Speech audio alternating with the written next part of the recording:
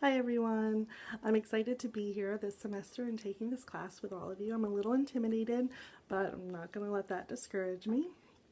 So this is my speech about me. Um, I was born when my parents were 40 and my four siblings were in their teens, so they were quite surprised by my birth, but everyone was very excited.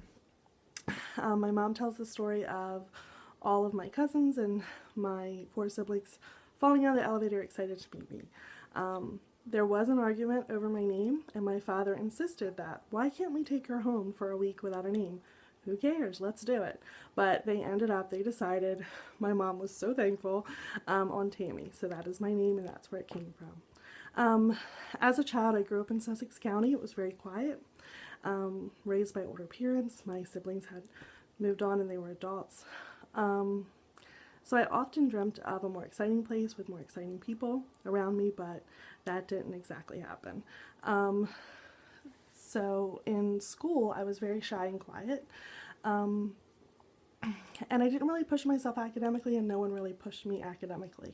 I went to a small private Christian high school. 8 of us graduated, half of us went to college, half of us did not. I did not go to college. And no one really told me you should, or are you going to college? That question wasn't asked.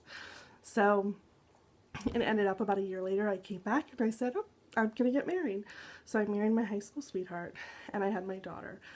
She just turned 16, and my ex-husband and I had divorced after 5 years, but we decided we didn't want drama, we didn't want disagreements, we wanted to raise her as amicably as possible, and we've done it. We've done a great job. We're still friends, and it's all worked out well. So I'm very pleased about that. As a teen and in high school, I worked at the local country club and a local family restaurant as a waitress and hostess. Loved those jobs. One of my customers was actually an employee at Delaware Tech, and actually told me that they thought I would be good for a job there. So I went in to interview.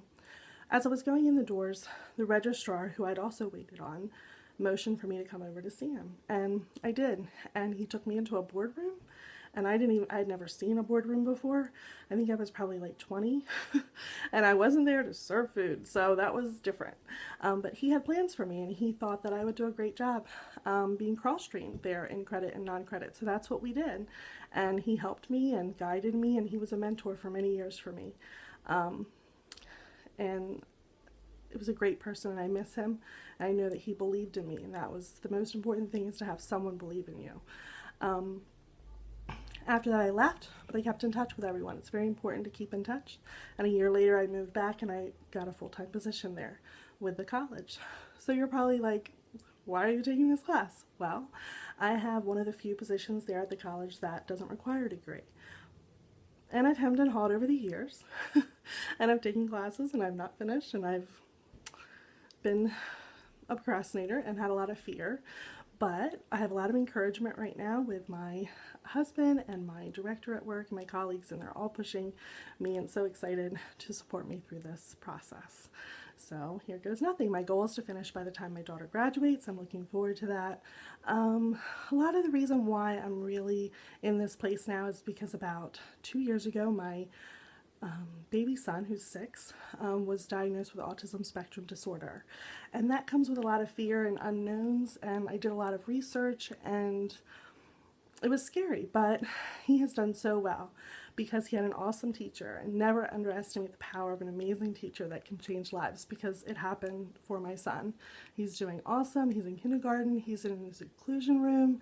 He's doing math. He's doing things we didn't think was possible.